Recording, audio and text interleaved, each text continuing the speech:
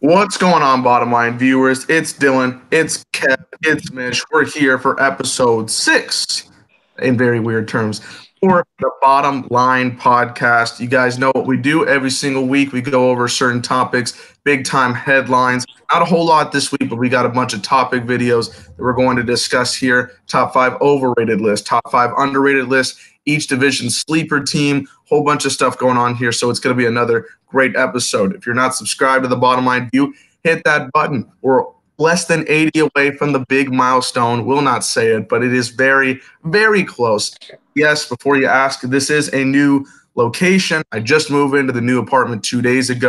Still getting everything set up here, but you got still don't see the posters, bro. Where are the posters at? Yeah, at least have a background here. You can see some of the sports. Yeah, it's a little better. I still don't see the Vinny Rue poster up there though. Vinny Rue. I was cleaning out the apartment. Funny story, and I was going through the last of the stuff on Tuesday, and I was like, oh shit, here's this Vince Russo signed poster. I didn't even I had it in there. It was still in the closet. You know what I'm curious about? I'll be putting stuff behind here soon.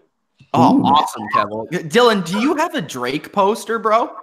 A Drake poster. Ooh. I do. Dylan, there were times Mitch has turned heel. Uh-huh. There's times that you have turned heel. Very many times. I have turned heel. You have been a big heel lately. Heel on my own country.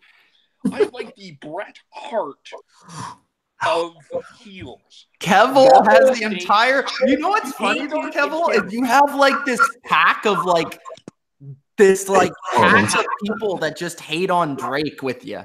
Like I always see they comment below your post, but Kevel, he hates Drake. He hates him.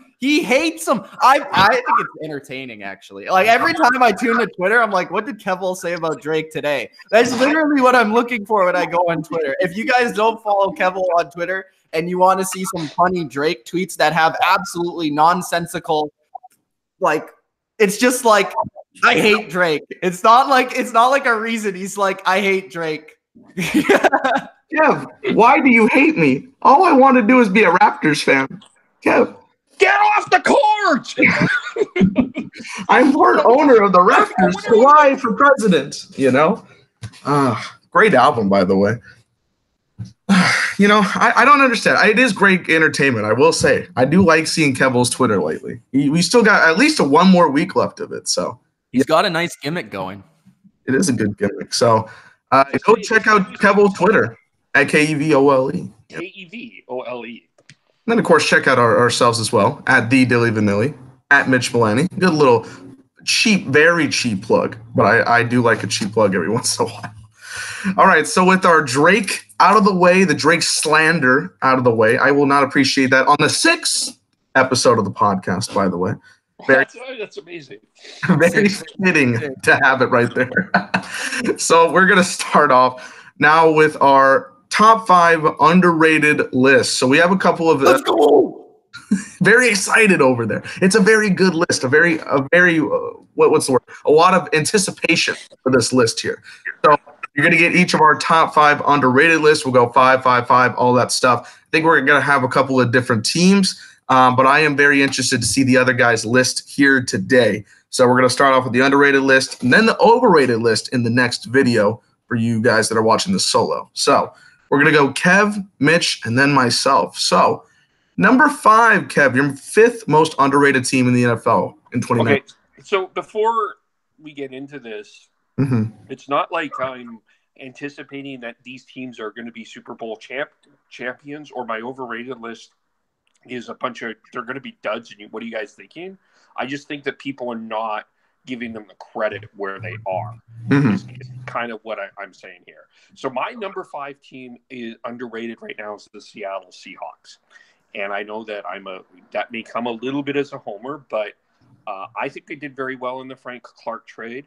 I think DK Metcalf is going to have a very good year in Seattle. They were averaging 30 points a game in the second half of the season. So that offense can score points. They will need to be more creative than people think. And I think that the NFL has typically slept on the Seattle Seahawks and Russell Wilson, and they haven't necessarily given him the credit overall that they have deserved. So I have number 5, the Seattle Seahawks. Again, I'm not saying the Seattle Seahawks are a Super Bowl contender. I just think that I think the league underrates the Seattle Seahawks. That's a fair pick. Even though I'm down on the Seahawks this year, that's a fair pick.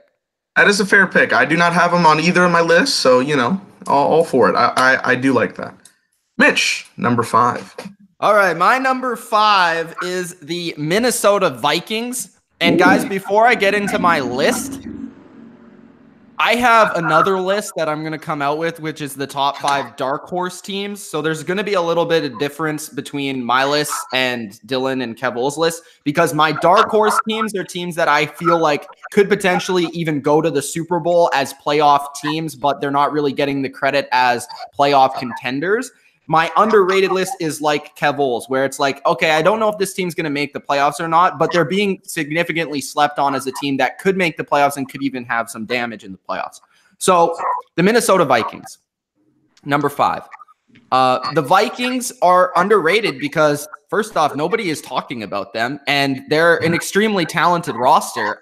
You look at their offense, Kirk Cousins, Dalvin Cook, Adam Thielen, Stephon Diggs, and an offensive line that I think is arguably better than last year, at least on paper, by adding a center in the first round with Bradbury. Kyle Rudolph at tight end, Irv Smith at tight end as well. So you kind of have an extra option there where they really struggled with the third receiver. You add Irv Smith Jr. in there to hopefully help at the tight end position. And as long as Kirk Cousins can get some protection, I think their offense will be great, and I think Dalvin Cook should have a huge season, as I brought up before.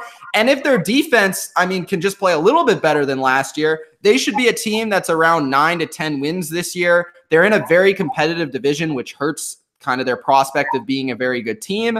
But overall, you look at their roster, and they're one of the more talented rosters from top to bottom in the NFL, and that's why they're underrated, because nobody's really talking about them as a team that's going to the playoffs.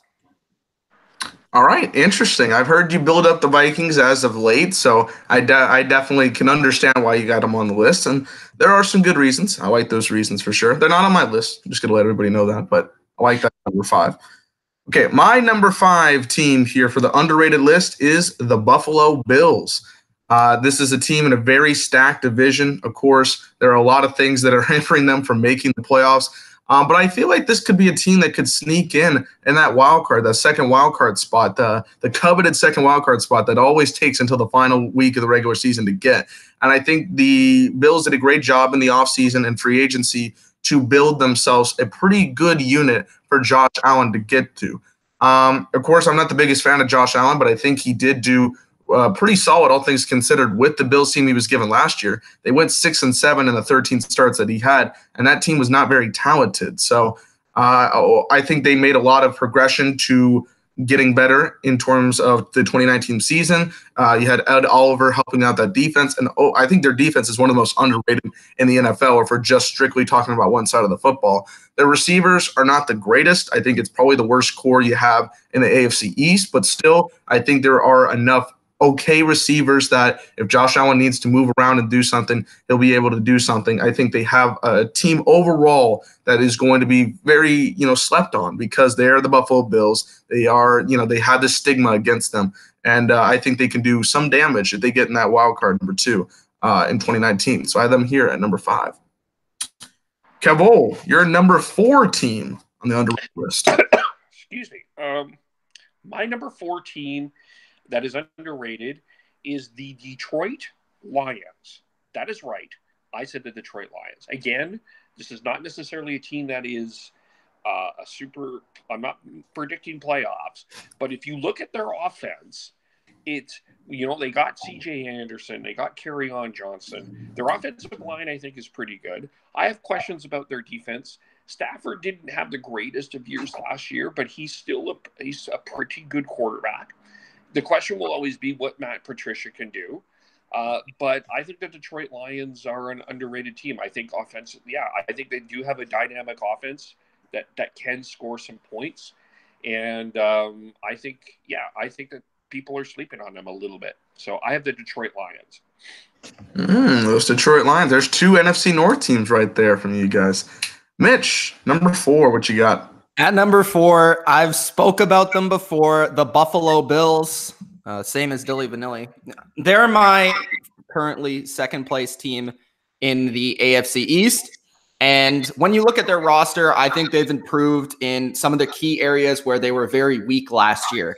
Starting with the offensive line, they've added a couple new starters to the offensive line with some big draft picks like Cody Ford. They added one of the best centers in the league with Mitch Morse.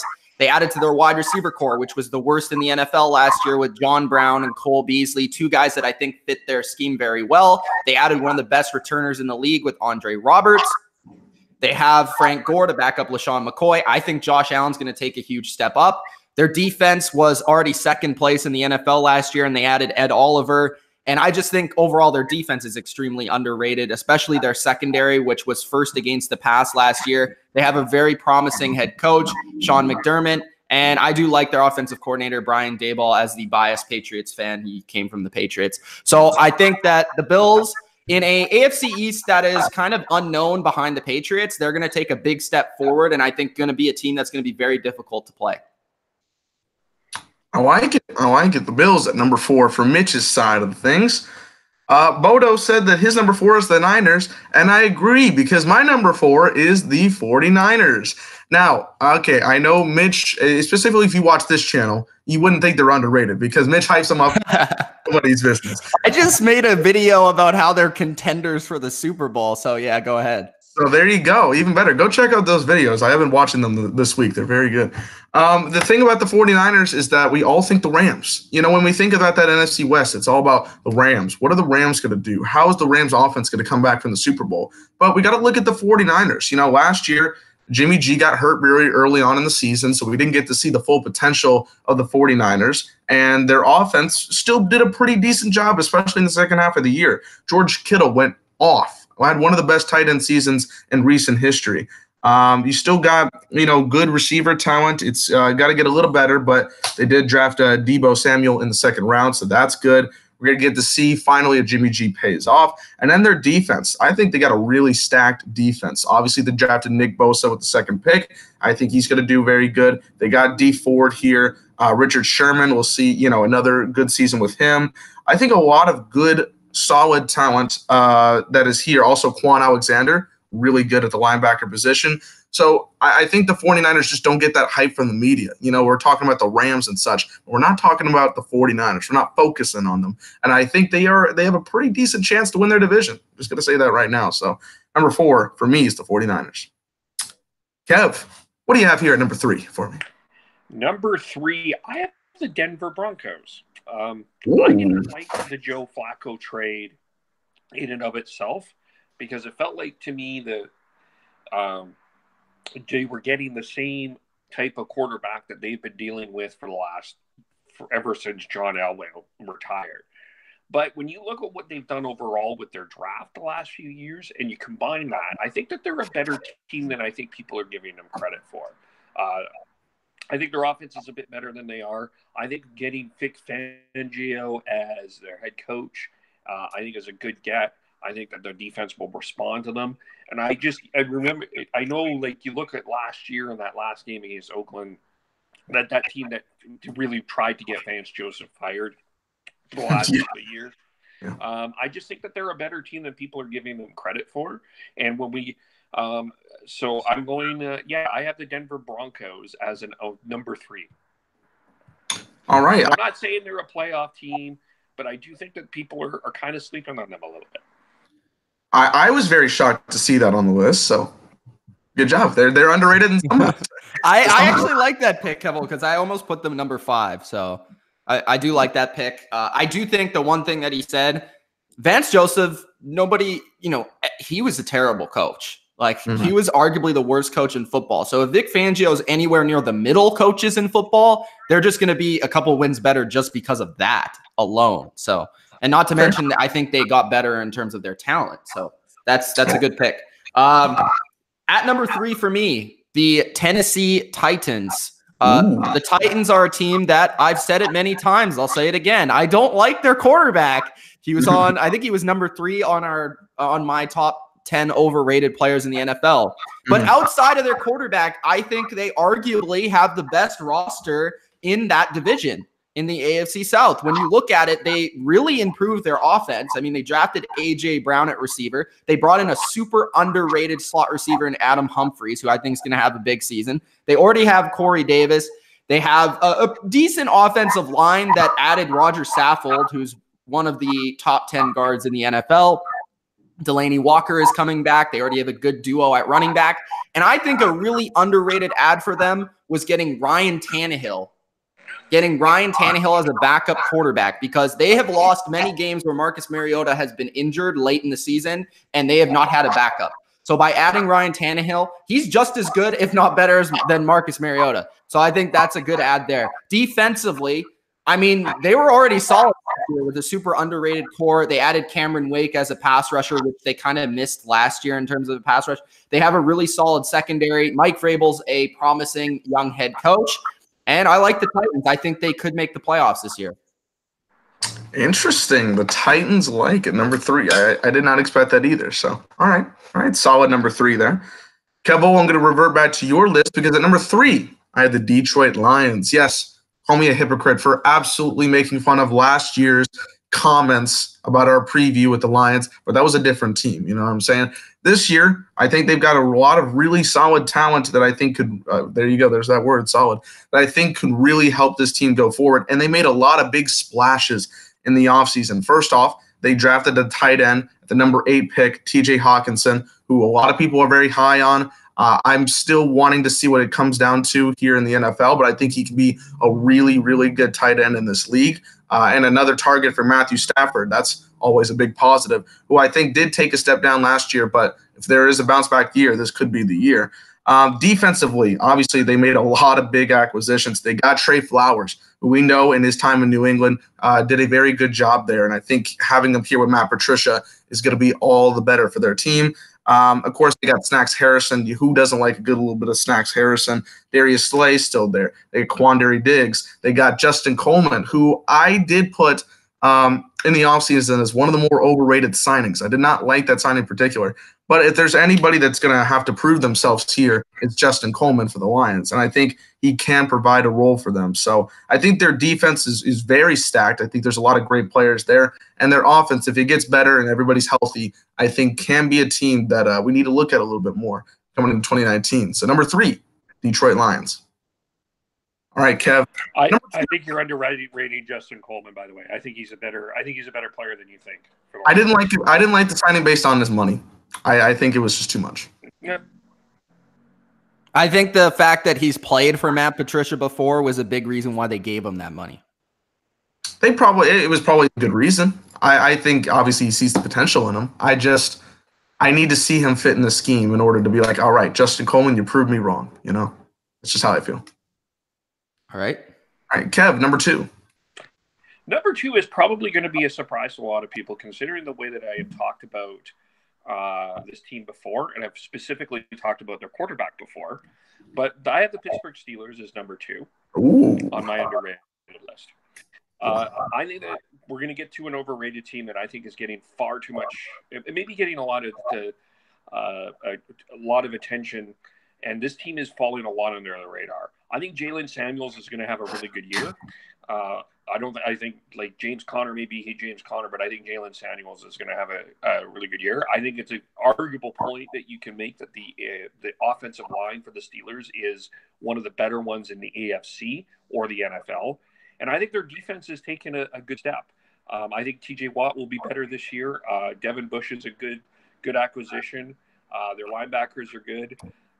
Secondary will always be a little bit of a question, but I think getting Le'Veon Bell out of there, getting Antonio Brown out of there, I think that there's going to be a huge weight lifted off this Steelers' shoulders. And I think that they're going to be a lot better than people think this year. So I have the Pittsburgh Steelers, yes, at number 2. All right, fair. This is weird for me, just knowing that all the talk you have with the Steelers, but I see the reasoning. I definitely agree with some of the reasoning there. All right. I would have placed the Steelers on this list if they weren't on my other list. So just so you know, they would have been very high on this list. Spoiler. Okay.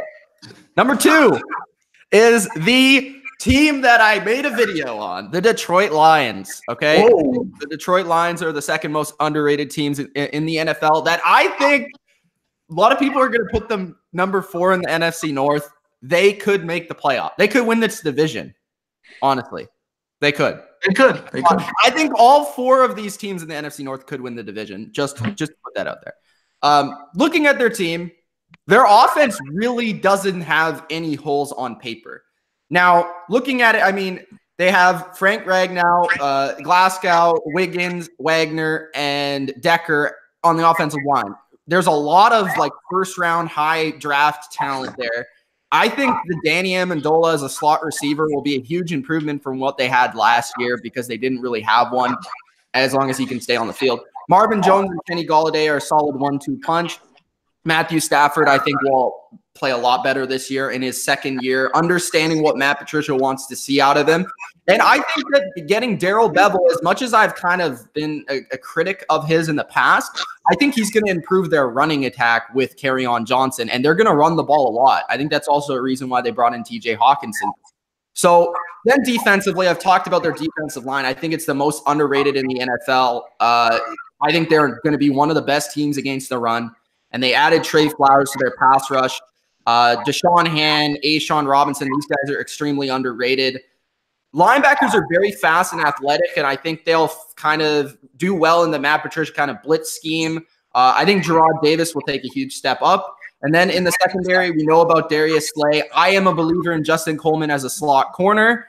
I'm a little bit questioning about their safeties. But I think this is a team overall that if Matt Patricia can get them to buy in the second season, I think they can be a very good team. And really, when you look at it, it was their offense that disappointed last year, not their defense. Their defense was a top 12 defense last year in terms of statistics. Their offense was in the bottom of the league. So if their offense can get back to where it was a couple seasons ago, this team can definitely be around the 9 to 10 mark.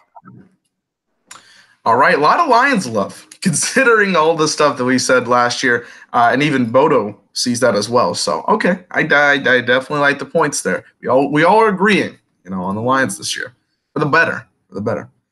At number 2, I'm going to go with the Carolina Panthers.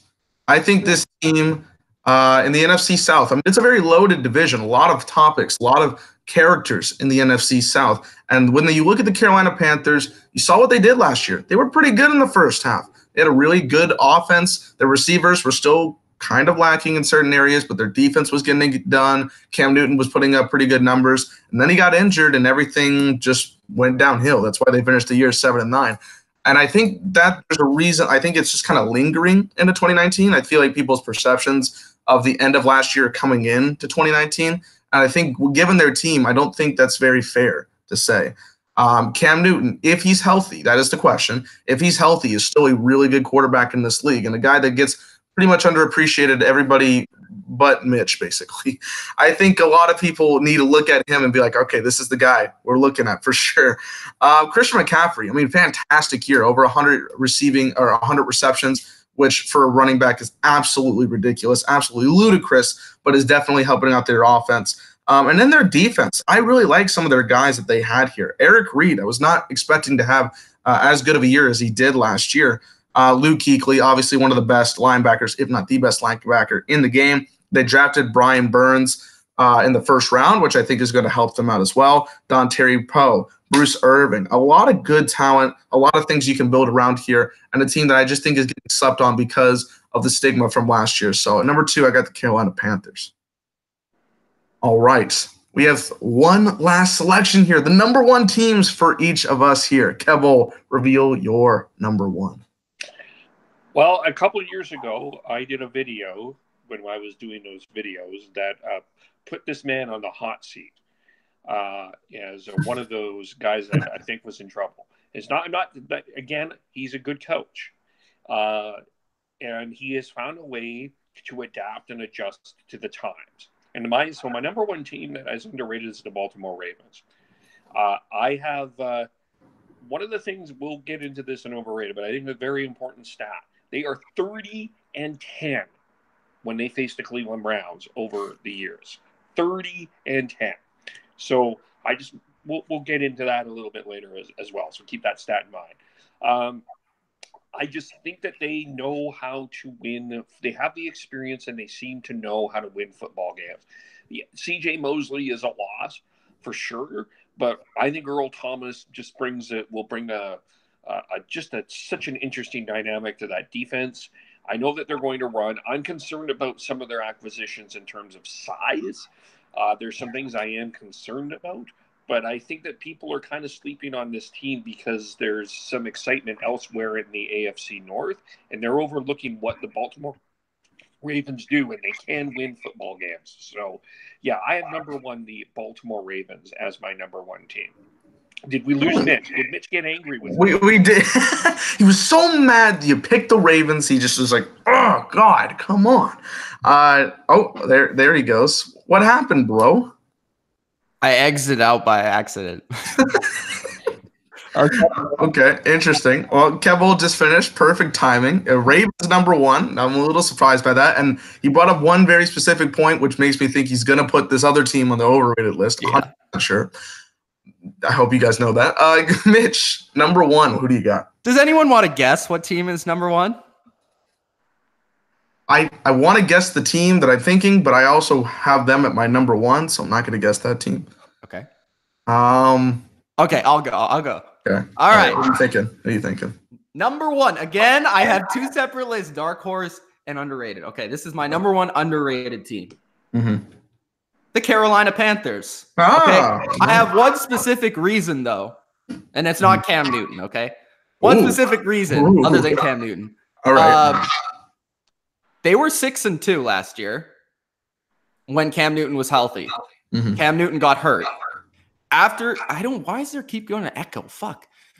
After that point, they lost to the Steelers 52-21 in a game where Cam Newton got hurt. Okay. After that point, they lost 5 games in a row by under a touchdown. So if Cam Newton is healthy in those games, how many of those games do they win? Like, just look at their schedule, right? He couldn't throw. He said, and we saw, he couldn't throw over 20 yards. He couldn't push the ball down the field, and that significantly hurt their offense. So just looking at it, they lost the Lions by 1 point. They lost the Seahawks by 3. They lost to the Bucks by 7. They lost to the Browns by 6. They lost to the Saints by 3. And then they lost to Atlanta by 14 in a game I don't think Cam played in. And then they beat the Saints by like 20 the last game of the year.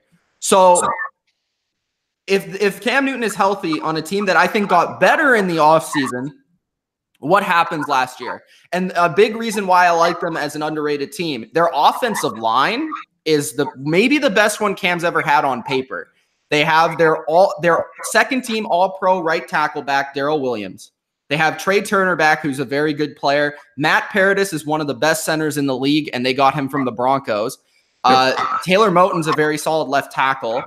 Their receiving core is young but getting better. This is the second year for DJ Moore. This is going to be the third year for Curtis Samuel, basically the second year because he was hurt in his first year. So those guys should have breakout seasons. I think Chris Hogan, adding him to the mix will help that maturity of those players. They added Brian Burns to the pass rush. They added Bruce Irvin to the pass rush. They have solid D tackles. We know about Luke Kuechly. Shaq Thompson's a good player. Eric Reed was a great add for them late last season, and their secondary is growing up as well. So this is a team, if Cam Newton is healthy, and Greg Olsen hopefully can stay on the field because he was hurt a lot last year too.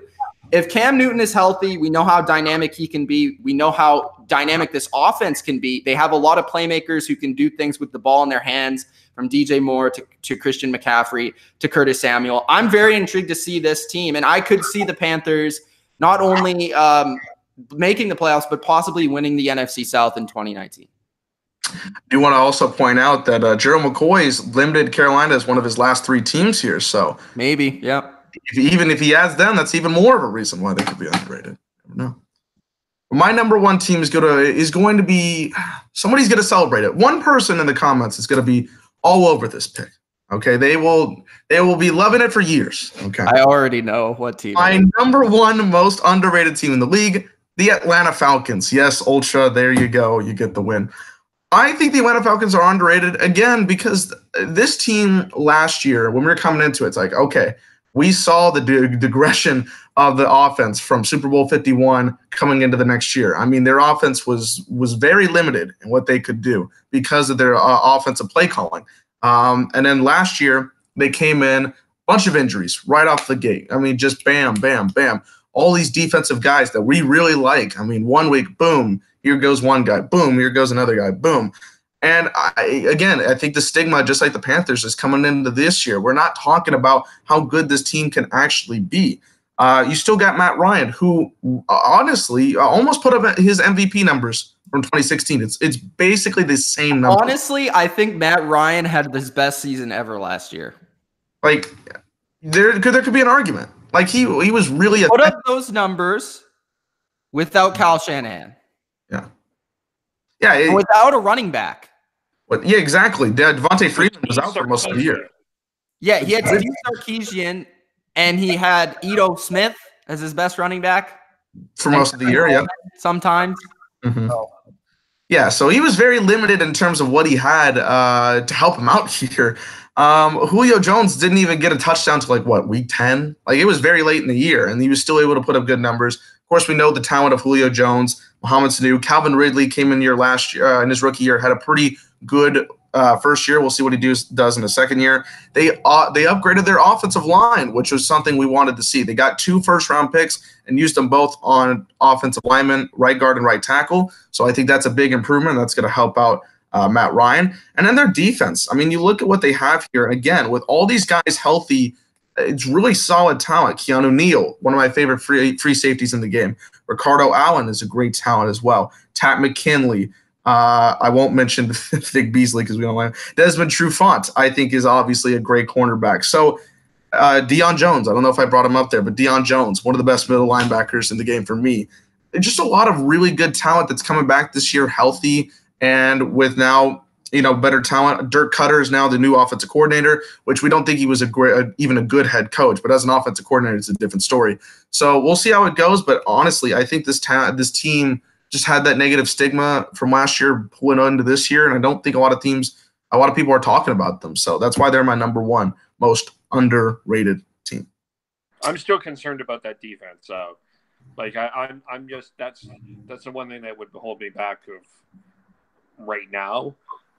If I had to pick between the Falcons and the Panthers, I think is more complete. I might argue the Panthers are better right now. I think it's a very close comparison. I think, you know what I mean. Like, if it's just one step above, and it's also because their division is pretty difficult every year, so they get linked together. But I can see your point, definitely. As Ultra tells everybody to go follow my Twitter. Yes, you can follow me and everybody else here. Okay, so that is our underrated list for the guys watching solo. Like, comment who you think your top 5 underrated teams are as well, and subscribe to the channel. Real quickly here in the live stream, let's go through what everybody's reaction was to our underrated list, because I know we had a bunch of different reactions here. Let's hear it. Let's see here. Bodo says, shocking Kevil would pick the Seahawks. Just because they overpaid their quarterback and can't afford anybody else right now doesn't mean they're underrated. You wanna come back to? What do you mean? No, well, actually, they didn't overpay their quarterback. They're going to pay. He's going to end up being market rate in 2 to 3 years. So he's the going rate. They have to pay him that's a going rate for a quarterback right now. Unfortunately, I guess technically, is he overpaid? Like, if you're looking at what quarterbacks are being paid, yeah, but he's being paid that. Yeah. Also, we're just waiting on the signing of Bobby Wagner, and I think that you've underrated the Frank Clark trade, because they actually ended up getting more than 6 players for that acquisition of Frank Clark. So again, people sleep on the Seahawks because they don't pay attention to the Seahawks. That's why they're an underrated team. You assume that they're coming into the year because they have Russell Wilson and they'll win 4 games, and they keep surprising you. So they'll just do it again. They don't have Russell Wilson. They have Russell Wilson. Russell. Guys, we got a deal. I can't even do it. That voice as good as Russell Wilson. Yeah. It's difficult, isn't it? Ultra has a comment for Mitch. Go Seahawks. Yeah. He says, Mitch keeps flip-flopping on the Vikings. He had them in the C tier and the lowest in the NFC North. I still have them as the worst team in the NFC North, but that's how good the NFC North is. You did have him a C grade. I mean, I put him there too. Understand, they're underrated, but that doesn't mean I'm picking them to go to the playoffs. I see the potential in them to do things. You see the potential. Doesn't necessarily mean that they are going to, like, I predict them to do things. Like, people don't understand that part, which is why I have an underrated and a dark horse list. Oh, Ultra thinks you're flip flopping, man. He says maybe you think they're a contender and then they're not. And I don't think they're contender, but I see a world that is realistic where the Vikings make the playoffs. In a parallel universe. And nobody's talking about them. That is true. If there is one thing, there is no hype around them. Because they had they're sort of like the 49ers as well. Everybody talked about them last year, but nobody's talking about them this year. That's fair. The one thing this is may sound a little ridiculous, but just hear me out. Just because a team is 12-4 and another team is 10-6 or whatever, or 9-7. Sometimes you have to take what division that they're in as part of that. Because if you're in a tougher division, it's not going to be easier to win. The schedule does have something to say about that. So sometimes I think we look at teams that are 12-4 and 13-3, and they're like Super Bowl bound. But what happens often is we forget that there is flaws in there, but they are winning games. Yeah, exactly, Kev. Like, you're looking at the team, like two divisions, for example, the NFC South and the NFC North. There are 4 teams in the NFC North that I think, I don't see a team from the NFC West, like at the bottom, or the NFC East at the bottom, that's going to do anything. Like, nobody thinks the Redskins, Giants are going to do anything. But there is a world where the Panthers and Atlanta could win that division. There is a world where the Lions and the Vikings could win that division, and those teams have more potential to do things than a team like the Raiders or a team like, even if that division is weaker or stronger, it doesn't mean that those teams are necessarily not good. You know what I mean? Like, just because they finish 4th in their division doesn't mean they don't have the potential to do more. Just backing that Kevel statement up. Okay. All right. Fair enough. Let's see. Ryan says, tell me what the Bills do have at receivers and don't say measly Beasley. Well, I mean, Cole is good at times. He wasn't even looked at for most of the year last year. I think Beasley is going to be perfect in this offense because he's going to be playing the Julian Edelman role in this offense. Well, and also, like, they had the worst receiving core in the league last year. You're only going to get better. And have good talent. They got John Brown, who I think they have 4 decent receivers. I mean, Robert Foster was like deep threat extraordinaire last year, and John Brown is a deep threat, and Josh Allen can throw the ball out of the stadium. So, I mean, they're going to have a lot of big plays, and it's not like their offense has to score 27 points a game. They probably need to score like 20. Because that defense is going to keep you around 20 or under against every team they play, basically, even the elite offense, especially at home. So when looking at it, I mean, they just need to make enough plays, plus Josh Allen running the ball. Hopefully LaShawn McCoy can have a better season. But I think a lot of it was just the protection for Allen last year, and a lot of it was just like terrible receivers. Not just like these guys are just mediocre, but that's better than terrible. Better than terrible. They can only take a step up. Any way to get around the Bills. And I think they're going to be able to run the ball very well. Like, not only with McCoy, but then the 1,000-year-old Frank Gore. They do have some depth if they lose one of those guys that they're not going to get hurt. I think they're going to run the ball very well this year. So their receivers don't have to be fantastic. His age is how many rushing yards he has per season. So, somewhere near 1,000, of course.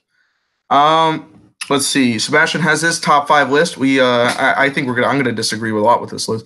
The Bills 5, Jets 4, Raiders 3, Dolphins 2, and 49ers 1.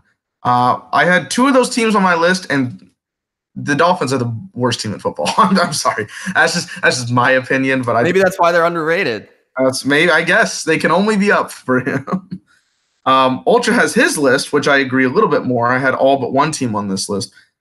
He has Jets 5, Lions 4, Bills 3, Steelers 2, and Falcons 1. I guess I didn't have the Steelers, but Kevo had the Steelers. So I think it's a more comparable list for me.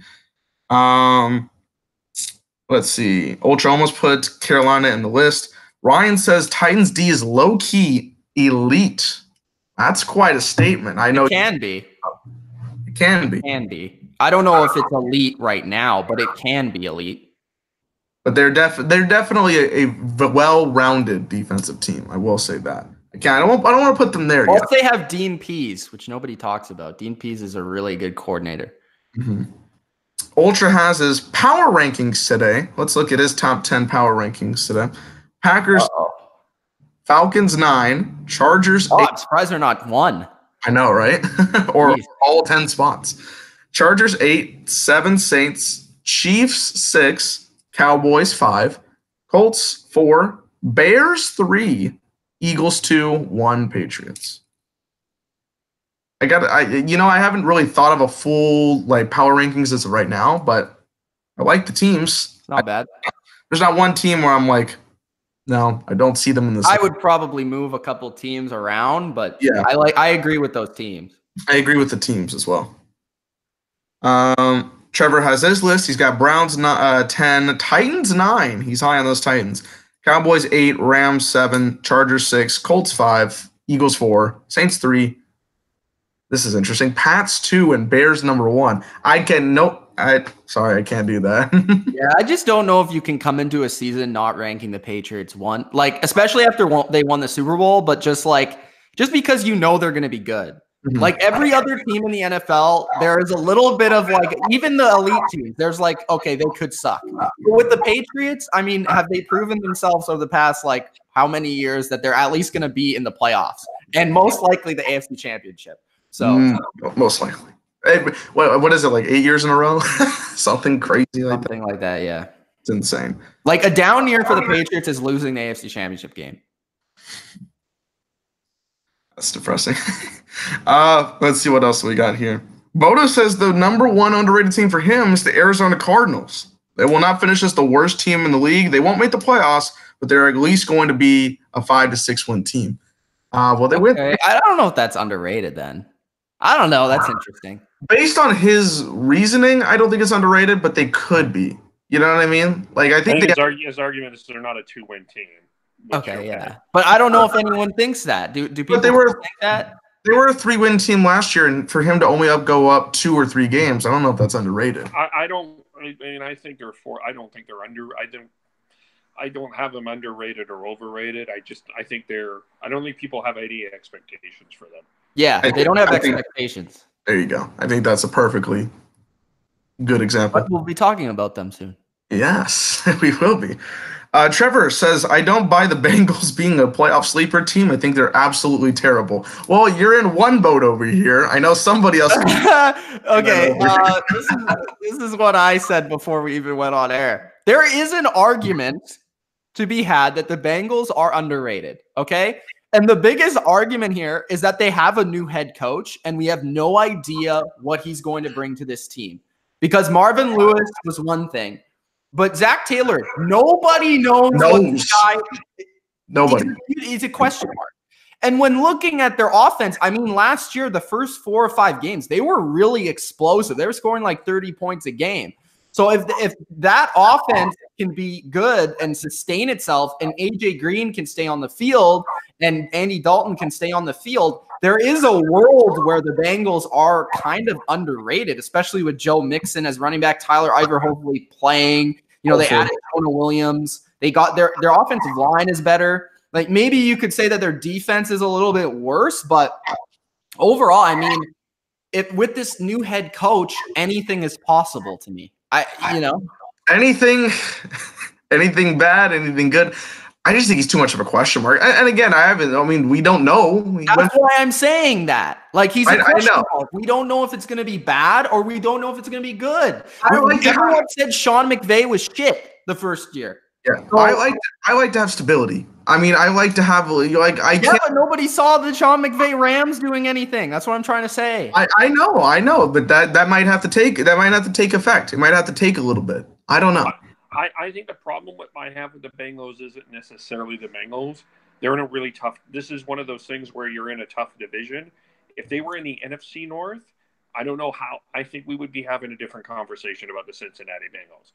I think that there would be an argument for them to be in the playoffs. I think the problem is they're in the AFC North, and you've got the Browns, the Steelers, and the Ravens really high on a lot of people's lists. At least the Browns and the Steelers. That's why I think we'd be having a different conversation about the Bengals for sure. Ultra just donated $9.99. Thank you very much. Oh, very much. He also wrote in, Mitch needs a Jimmy G jersey. Well, I do. That's a good. Yeah, I do. He's like, that's the next on the list. Does he like my jersey? He didn't say anything, bro. A couple of people had mentioned the Deion Sanders Falcons jersey. Where'd you get that at? I got it somewhere for like $20. So dang, that's cheap. It's not stitched, but regardless, everybody's be like, Deion Sanders Falcons, yeah, like that's. Oh, by the way, that's also a tease for a video I'm going to make. Oh, what? Wow. Atlanta requests or Ultra requested an Atlanta video. I got you. What a tease! What a tease! I like it though. I like it. Let's see. Let's see if we got anything else before we go into our overrated list, which I'm very interested to see what these guys have on their overrated list. There's gonna be so many people hating me today. There's gonna be so many more dislikes. Vikings are a distant third, I'd say, says Trevor. Wait, I don't know why he said Rams and Falcons both have amazing top threes. Vikings have two guys that are considered top. He's talking about receiver cores. Okay, he was talking about because they're talking about the top receiver. Where's Atlanta? He says they have the best, and then the Rams are close second.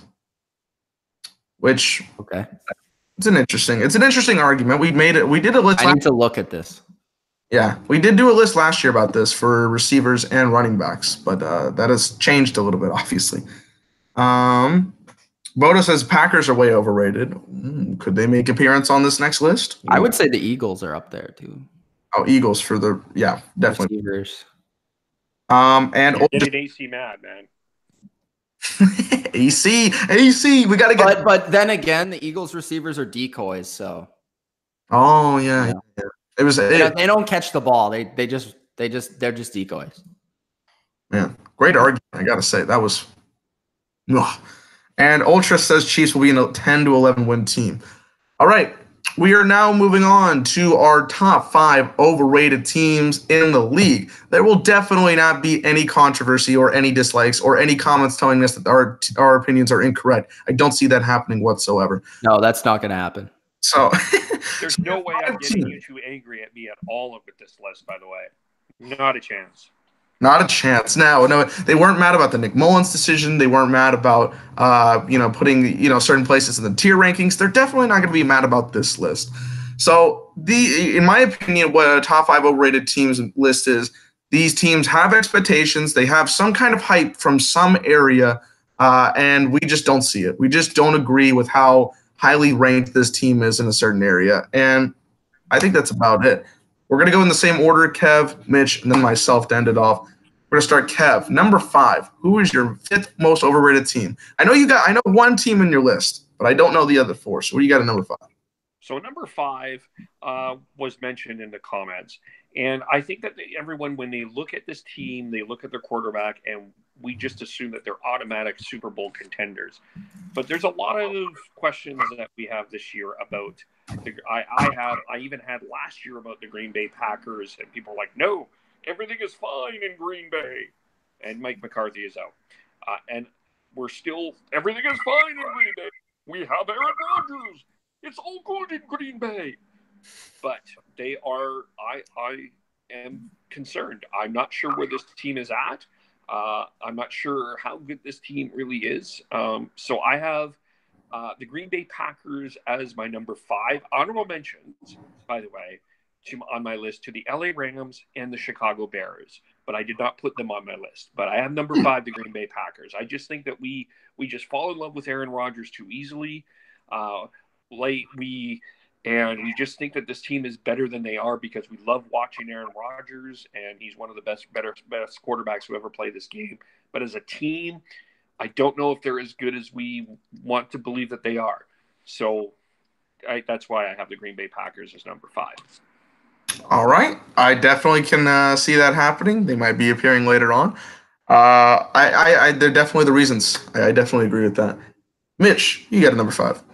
At number 5, also honorable mention. I just want to get people really mad at me. Honorable mention, New Orleans Saints, but they're not on the list. Ooh. At number 5, Baltimore Ravens. Okay, Ooh. and there's 2 reasons.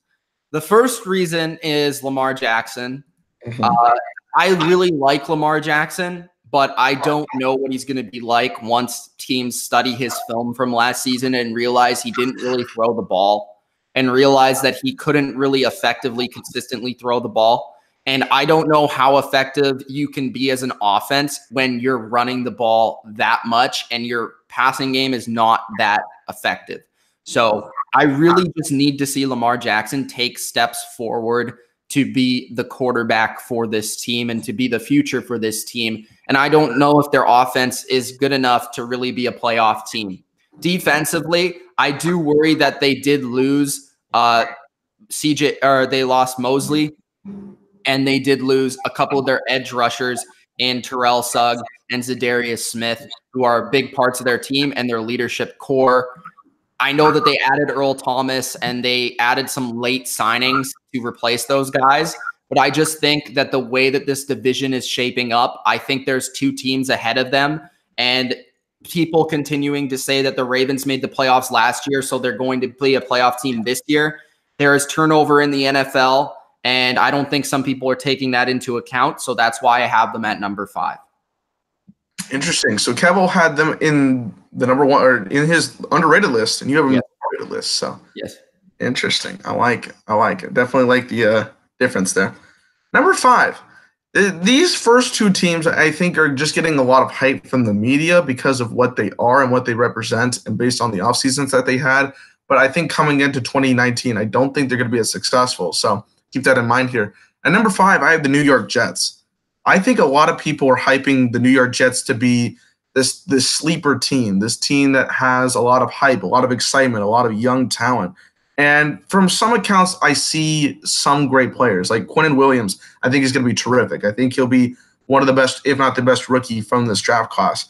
But I just don't. Sam Darnold, I've always thought is overrated. I have never liked what he's brought to the table. I didn't think about it in USC. Year 1, it was all about the Hollywood glitz from Colin Cowherd and whatever, and I just didn't see what everybody was talking about with Sam Darnold. So I don't know if he's going to take that big step in the second year because I didn't really feel it as much as other people. Le'Veon Bell, great running back in his time, but he has taken a year off. Is he going to be able to come back so quickly into this New York Jets offense that's a completely different scheme than his Steelers?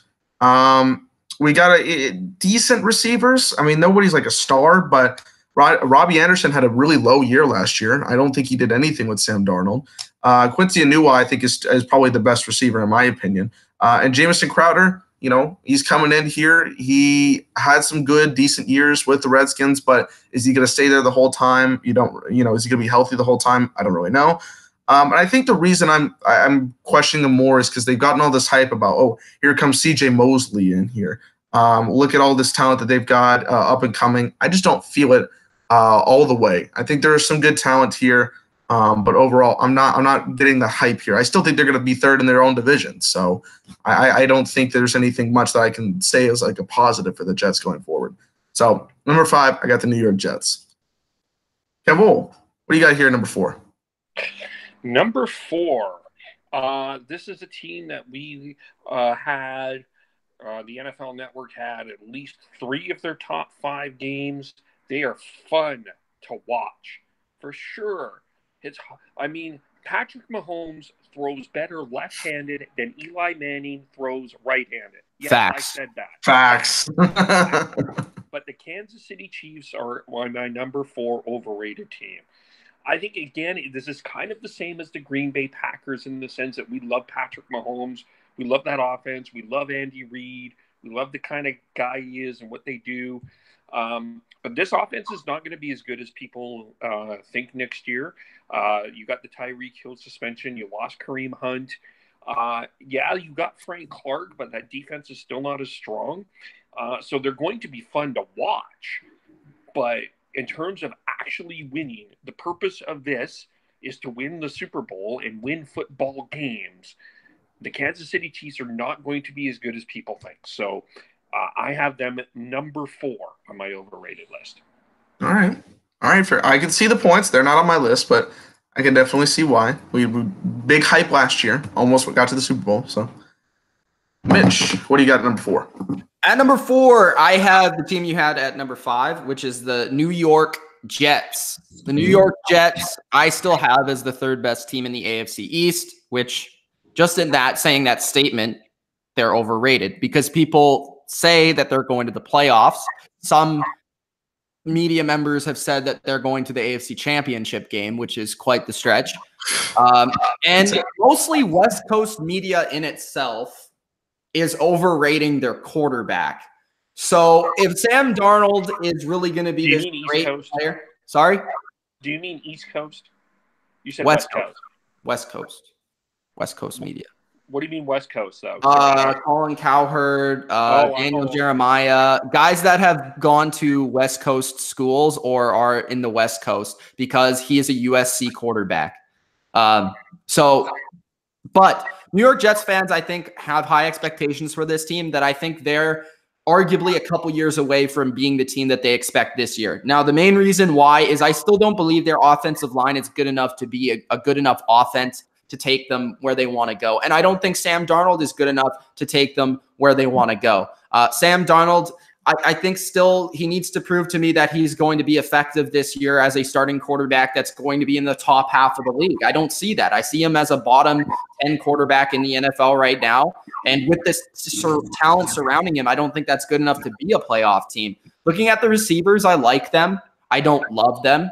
The offensive line, back to them. I still have huge questions at the left tackle and right tackle spot with Beachum and Shell. I really like the trade for Kelechi Osemele. He'll help a lot, especially in the run game. But I'm not sold on that offensive line, which was one of the worst units last year.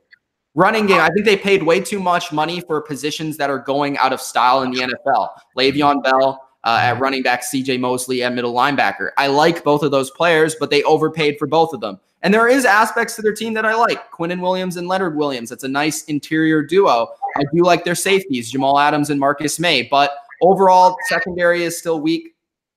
Corners are still weak, I should say. And their pass rush. I don't know if they have that edge rusher that's really going to be a difference maker on their team. So I still think they're a couple players, maybe a couple seasons away from being the team that a lot of people expect them to be this year. All right. Definitely agrees that they were my number 5 team. So I like the reasoning there. At number 4, another team that I think is getting quite hyped because of what they represent, the Raiders. Raiders here are my number 4 team. This division with the AFC West is very interesting. Of course, we have the Chiefs that won their division. They did very well. Got to the AFC Championship game. The Chargers, I think all of us really like. The Broncos, who Kevo put on his underrated list, and I think are a question mark for me. Then we have the Raiders, who John Gruden, is built here as we're going to get all these draft picks. All these players that we need, Khalil Mack, Amari Cooper, they're gone.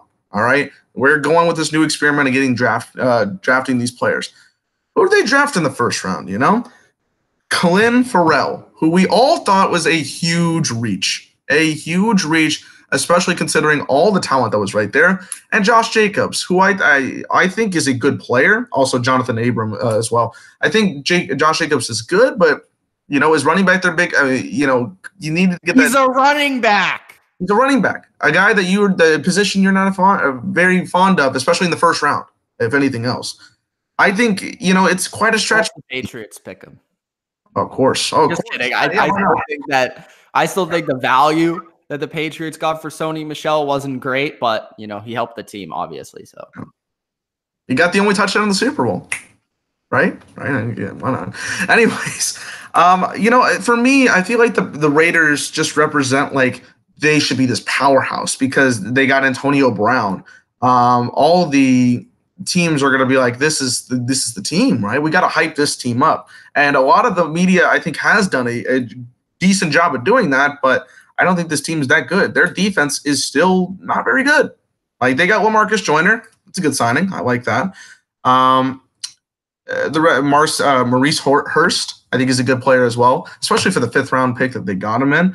But some of these guys, like Vontez Burfict, like not feeling it whatsoever. I still think they need a lot more retooling, and I think some people think that they can win this division, which is crazy to me, because I don't see it right now. And of course, I think Derek Carr is not good. I know Kevin has made his points, but I still am not a believer in what Derek Carr. I have a question though. Do people actually think, like, all I hear from Raiders, like, about the Raiders, is that they're not going to be any good? Like, I never hear anyone go out there and be like, they're taking that step this year. I just always hear criticism about what they're doing. I feel like how is that overrated? That's my question. I feel like there's a media hype around them. I feel like there is. I don't. I always hear the media like they suck. Like, I never hear them say like they're great.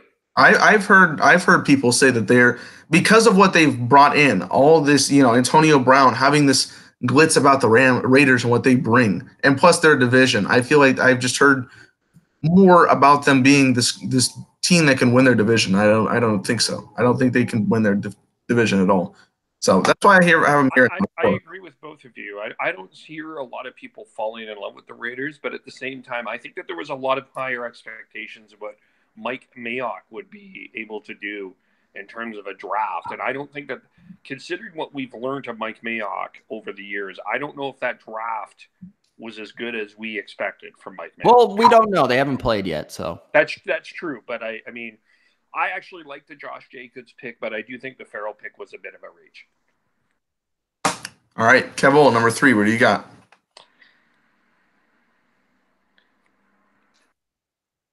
Is I am about to get some hate that Mitch decided not to take hate.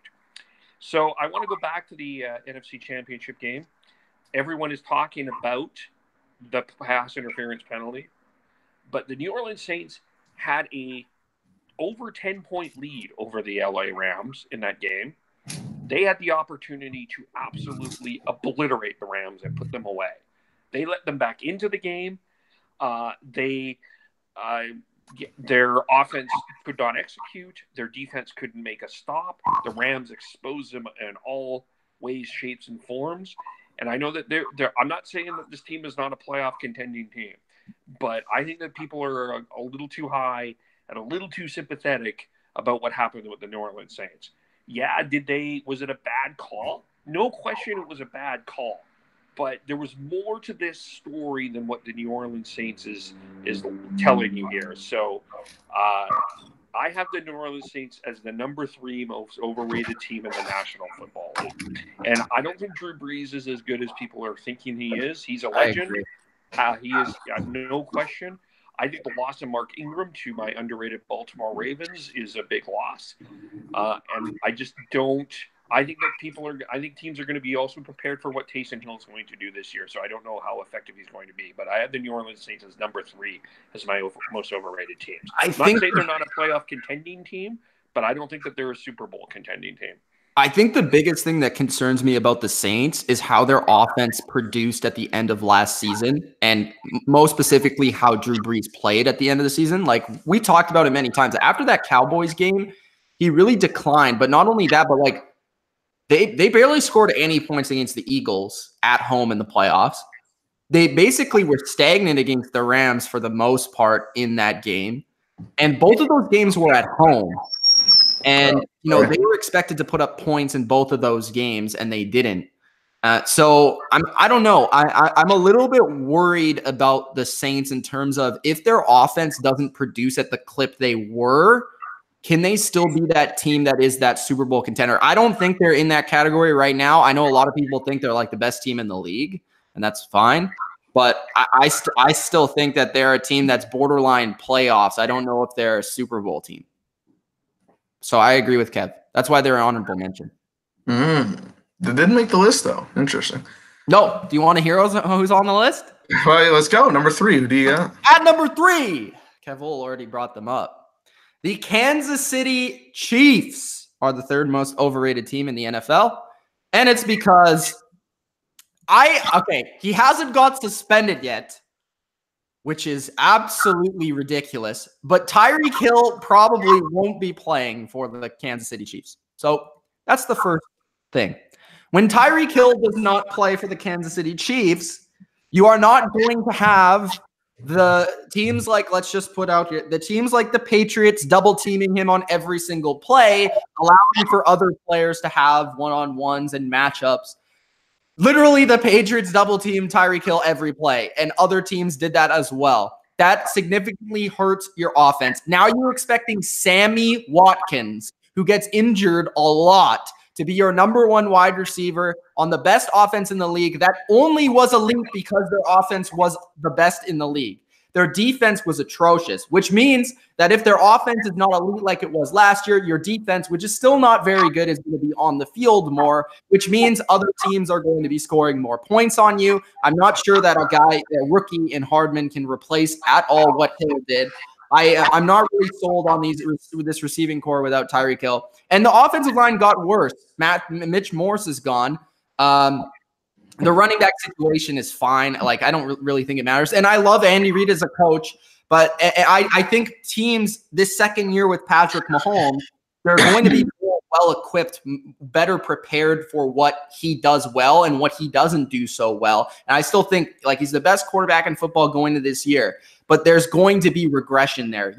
Every year with a historic level offense, you see them regress. You don't see them go up. Like, there's no going up for this offense. There's only going down. Now, you switch sides to the defense. Yes, Frank Clark was a great add, and I think everybody's just chalking up that this defensive scheme switch is going to be the reason why this team gets better. Look at their secondary. Look at their corner position and tell me they're going to be able to cover Dillon one-on-one in the slot. Like, seriously, it's not going to happen. So any team that have any decent passing game, they're going to light them up. So they're going to consistently be in shootouts with an offense that isn't as good as last year. That's why they're overrated.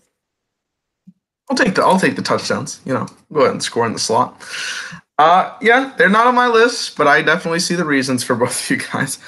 All right. So number 3 for me is a team that Kev O has already brought up as well, the Green Bay Packers. Why does everybody, when you think of the Packers, why is there a reason as to why they think everybody's going to be good? Like, they're always going to be good because of Aaron Rodgers, who Mitch did put on his overrated list for sure. And I was like, all right, put him on there, please. Like, I had to put my mention in there. But what? He's going to go somewhere, or he's doing something. Oh, he's number 1. Okay, I was like, I thought you were doing hold up. He's number 1 on the list. Perfect, even better. Makes the point even better. Last year, if you look at what he didn't like blow the world away. Like, he just game managed football. I'm sorry, he was a game manager last year. He had good games, he had some solid performances, but in certain moments, the Vikings game on Sunday Night Football, and the most glaring to me was the game against the Patriots, where the fourth quarter he did nothing. Nothing, absolutely nothing. He had the most throwaways in NFL history. That's insane. And that's what, like, people are like, well, he only threw 2 interceptions because he threw the ball away every time. He was not good. Only 2 interceptions if I run out the pocket and throw it out of bounds. He was basically playing the opposite of Eli. Eli's like, I'm gonna take that chance. Aaron's like, nope, just throw it away. Throw it. No, you can't intercept it if it's out of bounds. 25 touchdowns as well. That's quite low for a guy that. But I disagree with this point. Like, are you accounting for all the ads they had this offseason? Are you saying those ads are overrated? I think their defense is quite well. Like, I think their defense got better. I think their offense is overrated. I think that's what pushes it over. That's fair, but I don't know if their offense needs to be like top 5 for them to be good, does it? Like, if this defense is going to be top 10, does their offense need to be elite? In order to get in this playoffs, it might have to be close. I won't say it has to be top 5 necessarily, but like, what has their offense brought to me? Or to us as a whole. Like, their offensive line, Brian Bulagas, he's one of the best in the game. But, I just don't see the receiving core besides Devontae Adams doing anything worth a damn. Do they need anyone besides Devontae Adams? Well, they didn't do anything. They went 7. What was their record last year? 7-8-1. Yeah, because their defense wasn't as good as it's going to be this year, though. I would argue that. I agree with that, but I would also say that their scheme on offense will be better. how many more games are they going to win with this setup, though? I don't think they might win 1 or 2 more, but I feel like people are like, this is a playoff team, and I think they are. Personally.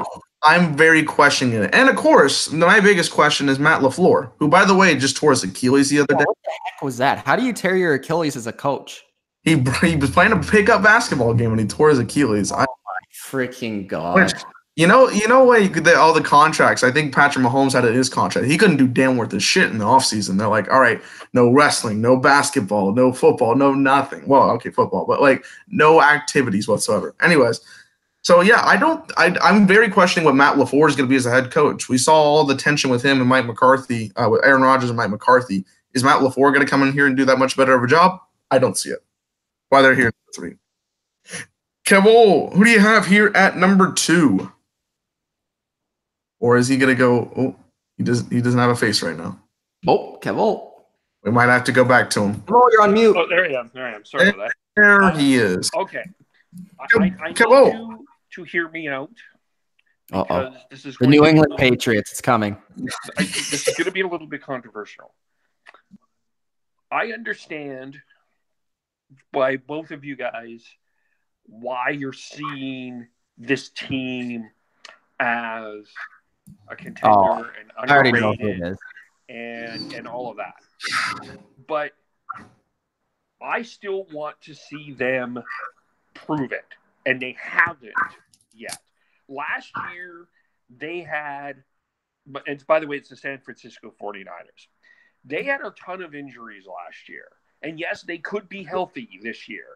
But I'm in the position with them that I need to see this team healthy before I'm going to start proclaiming them in this higher level. I want to see them prove it. So this is the Chargers from like 2 years ago. Yeah, it's like we had Jerick McKinnon was on the IR. When I start seeing this team produce at the level that you guys think that they are, then I'll be there. So if we do a mid-season ranking, I will probably have the 49ers higher up if they're doing better. But at this point in time, I'm not ready to put the 49ers at that pedestal that a lot of other teams are. So that's why I have them number 2 overrated, because I really one of the other things that I think is an important thing with the San Francisco 49ers is the improvements that they have made, and they have made improvements, have mostly, in general, have been acquisitions from other teams. And their drafting, I still think, needs some work. So I want to see this team healthier. I want to see a better draft come out of them. And I really liked their draft. I thought their draft was pretty solid. This year was probably better than the year that we all fell in love with, but actually didn't turn out to be very well. So I need to see more from the San Francisco 49ers before I put them in this. I think their draft last year was solid too. With the draft with Reuben Foster? No, last year, Mike McGlinchey and Dante Pettis. It's not bad. I did the draft 3 years ago. Sorry. Okay. Reuben Foster was really good, and then he just was a dick. So, I mean. No, he got hurt too. But yes, he is a dick. Yeah, that's not really their fault. All right. I'll get heat for that. That's fine. All right, Patriots number 2, right? Or number 1, all the picks. At number 2. The Houston Texans. The Houston Texans, I just don't know if they're going to be able to keep Deshaun Watson on the football field with him getting hit 4,000 times a game. Is this going to be okay? Are they going to be able to keep Deshaun Watson upright? I still don't think their offensive line is that much better, if any better, than it was last year. And it was arguably the worst in the league, maybe the Vikings, but they were up there as well. Will Fuller on paper is a great player, and he needs to stay on the field. If he doesn't, their offense takes a significant drop down because they lose that explosive ability. And we saw that at the end of last year. Absolutely. Defensively, they have 4 or 5 really good players, but their secondary is still weak, and I think it arguably got weaker. I mean, they lost Tyrann Mathieu and Kareem Jackson, who are 2 of the best hybrid safety corners in the league, and they replaced them with Bradley Roby and Tashawn Gibson. I think that's getting worse, in my opinion. I see them as, they're arguably the worst roster in this division, but they have the second best quarterback, which makes people believe in them. And I think that Bill O'Brien is on the hot seat. I could see them finishing last in this division. I see a world where that does happen. Now, I have them currently in third, but I could see them in fourth. That's why they're overrated. I think the Deshaun Watson factor is making people believe that they're an automatic contending playoff team, but I just don't see it. Well, great minds think alike, because my number 2 is the Houston Texans. Yeah, I got to agree with a lot of the points you made, because obviously we have them in the same rank. Deshaun Watson is a very good quarterback. He's very talented. And I think, again, that's why there's a lot of reasons as to why people think, okay, this team can win the division. It's a very competitive one. You have the Colts, who did a very good job of bringing themselves up, and I think are going to be one of the better teams in the AFC moving forward. You have the Jaguars, who I'm questioning a little bit about their stuff, but they still have a really good defense. And the Titans, who have put the pieces together. It's just all about Mariota's play. The Texans, for me, their offensive line, quite frankly, it sucks. There's nothing that's going to be able to block Deshaun Watson. Only the great Michael Vick can be able to escape some of these sacks, because it's insane how many times he's getting pressured. Ridiculous. Will Ford had a great year, first half of the year, got hurt, and then you could see the production of the offense decline as it went forward. So that's a big step. He's a great first-round talent, but he needs to stay on the field. Defensively, they lost Tyrann Mathieu, who I think was a great selection for the cheap contract they had, and they just let him go.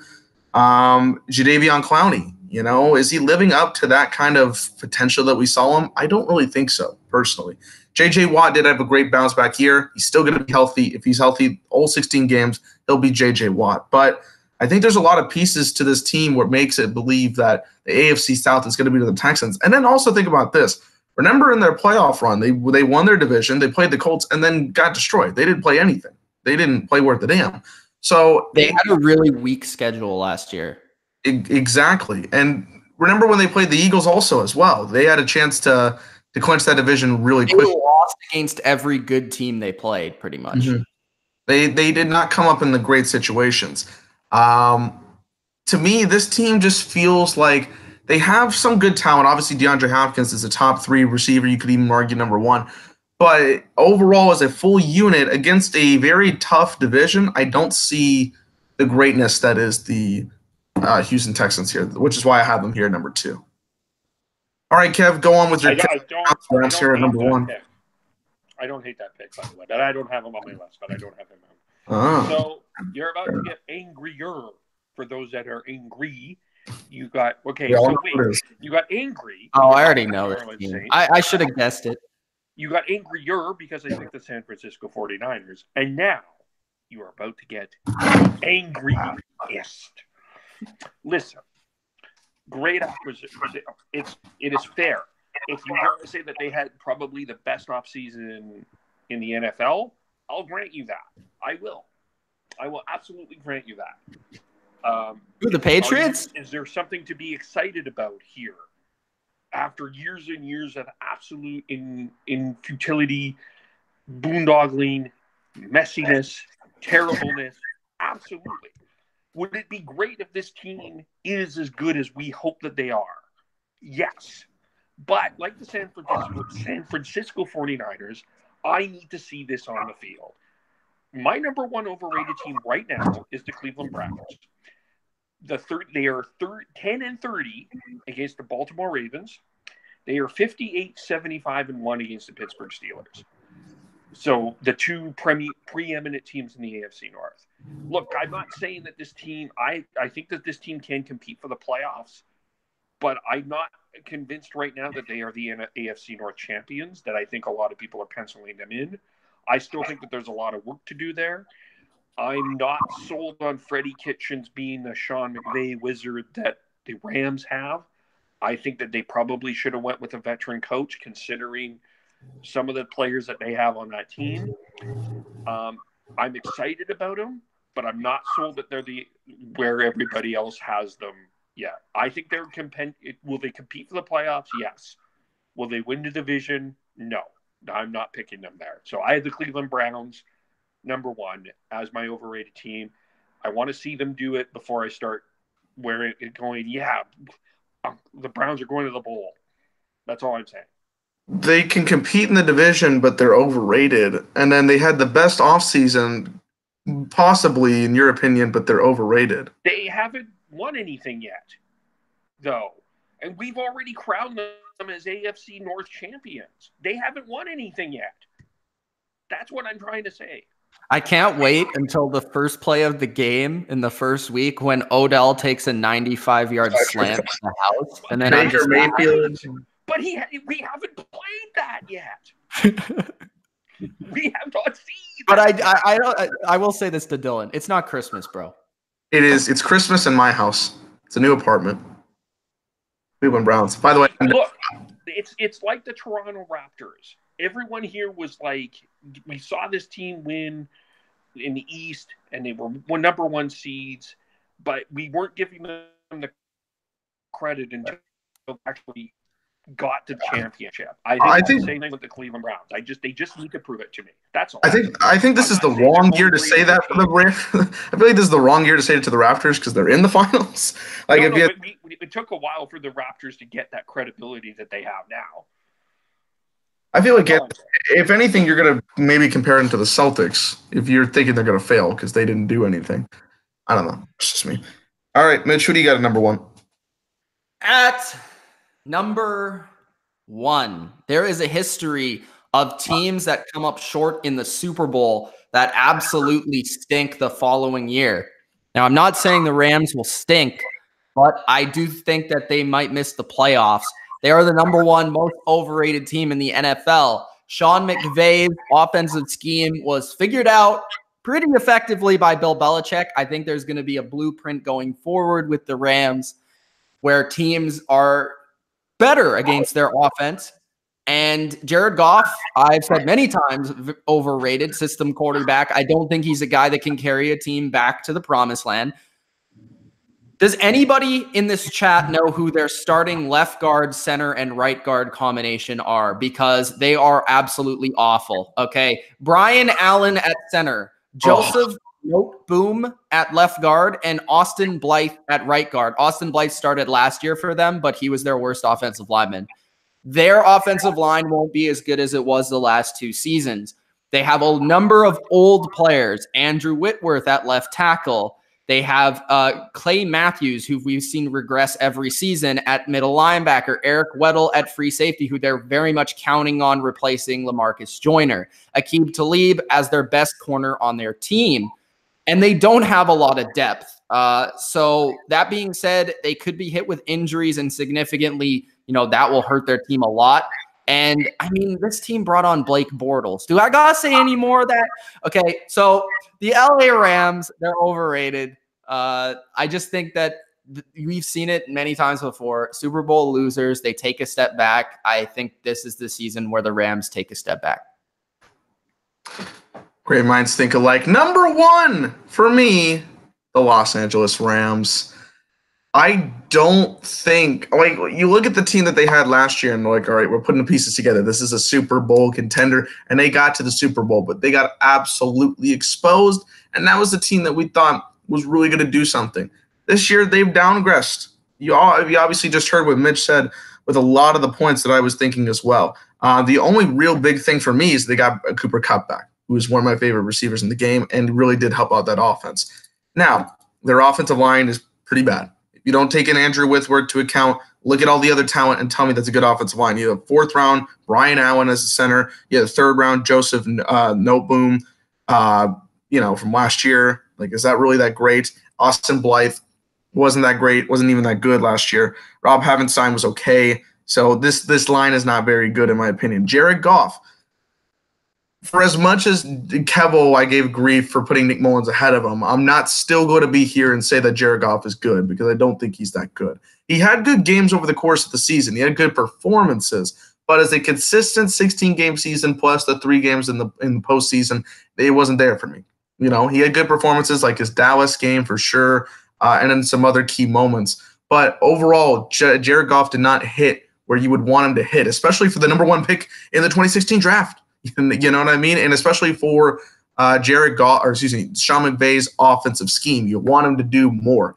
Todd Gurley, the biggest point, he had a great year. And then in the playoffs, all these injury concerns were popping up. And that's a very big red flag, because if you don't have Todd Gurley being Todd Gurley, and you don't have C.J. Anderson anymore as a backup floaty out there to help you over, this could be a huge concern for them. I don't know whether Todd Gurley is going to be hurt in the third game of the year and all the pressure on him is gone. Who's going to step into that role? Who do they have if they don't have him? Defensively, a lot of old guys, like Mitch said. I do think Dante Fowler is probably one of their biggest exceptions to that. I think he's still a good player, but Aqib Talib, Eric Weddle, Clay Matthews, Jesus. And then Marcus Peters is horrifically overrated from past whatever he did in Kansas City in his first year. So I don't see the hype around this team. I see the hype. I can see why people do it. And, of course, they just made it to the Super Bowl, but they really disappointed. And I think coming into this year, I think they're going to take a step down. I think the 49ers have a great chance to win this division, in my opinion. And the Rams could be looking for a wild card spot, might not even make it. And something we said, we didn't even say Todd Gurley. That's what I brought up. Yeah, geez. They don't have Todd Gurley. They don't have their best offense. They don't have their centerpiece of their offense. Yeah, they don't have C.J. Anderson as a backup. So, who are you going to use even if he's gone? And that receiving core is it's good. I like the receiving core. I think it's pretty good. That's probably their only saving grace here on their offense. If there's, I'm not as sold as you guys are, but Cooper Kupp, getting Cooper Kupp back will be huge for that team. But it'll be. I don't hate your top two picks. I'm concerned about losing Sue too. Yeah, that is. Tenzel Smart is starting on your defensive line. Tenzel Smart. And then look at their backups. I don't know. I'm actually shocked you didn't have him in here, Kev. I really what happens if Aaron Donald goes down? This team is done. effed. They're done. They got no depth. No depth whatsoever. So that's why they're my number one overrated team. I can't see them. I can see them maybe making the playoffs, but I think they're going to take a big step down from what they did. I think I looked at mine more overhyped than maybe overrated. But I'm not disagreeing. I don't dislike your list. All right. That is our top. The thing is also with Kev's list, I think that those teams that he put there are actually properly hyped. That's where we disagree. Is you think they're overhyped? I think they're properly hyped. Properly. Well, as far as this Browns pick, we'll see how that goes. All right, that is our top 5 overrated teams. Like, comment, subscribe to the channel if you're watching on this solo video. We have one more big discussion to talk about. Then we'll go to the chat one more time, and we are done for episode 6. Thank you guys for all watching this video, by the way. We're here at every division's sleeper team. We're going to go with this a little bit quicker than our last 2 segments. Those are big lists, but we're going to go through here really quickly. So I want to hear what I basically want to do is I want to hear everybody's teams and then just go through it really quickly. So we're going to go through each 8 divisions. I feel like there's going to be some a couple of us are going to have. And what I consider as a division sleeper is that teams that aren't the favorites, they aren't considered the number one team in their division. So no Patriots on this sleeper team, but teams that are you sure? They can't be in every list. Surprisingly, they didn't make any list today. No, but they have to be teams I think considered second or third in their division that aren't just given a left love, and I think that their team building forward for the next couple of years, or I think if they continue down this road, going to be in a good shape. So it's a different list than the underrated list. I want everybody to understand that. There might be a couple of teams linked in there, but I think these are teams that don't get enough for what they are. So AFC East, I have the Buffalo Bills. Mitch, what do you have? I have the Bills. Okay, Kev, who do you have? Well, see, this is the difficulty with this list because to me, the obvious sleeper is the Buffalo Bills. But Like, the real sleeper is the Dolphins. that's exactly what I have. Like, that's to me is the like if you Well, okay, then explain. Explain what do you have the Dolphins. like. I'm not saying The the worst team in Dolphins are football. finishing second in the division, but they can win some games with Fitzmagic. They can be a better team than I think people are going to expect. So I guess when I did my sleeper teams, I kind of looked at them a little bit like I don't think they're sort of I don't think people are giving them a lot of credit, but I think I'm going to be interested in seeing what the Dolphins do this year. I mean, there's a lot of talk that they're going to tank and go 0-16, but they may get some. They may get some more wins than people think. So I have the Dolphins as kind of my sleeper team to watch in the AFC East. They're not going to win the division. That's not what I'm saying. Well, to be fair, I guess you're more targeting that towards, like, not targeting, but, towards me, because I think they're the worst team in football. So if anything else, it's like, all right, you see this team winning more games than I would think. I think the Jets are going to be the worst team in football. Whoa. The worst team in football, eh? Holy smoker. That's crazy. Wow. I think the reason we both have the Bills here is because we like what they're going for the future. Josh Allen, of course. You're obviously a big fan of Josh Allen. But overall, their defense, I think, is one of the most underrated in the league, and I think needs to be looked at, especially with the addition of Ed Oliver. So that's why I have him here as a sleeper. I like the Bills. I think the Bills are going to finish second in the AFC East, and I think they're going to be a playoff contender. All right. AFC North time. AFC North. I'm still not sold on my AFC North team.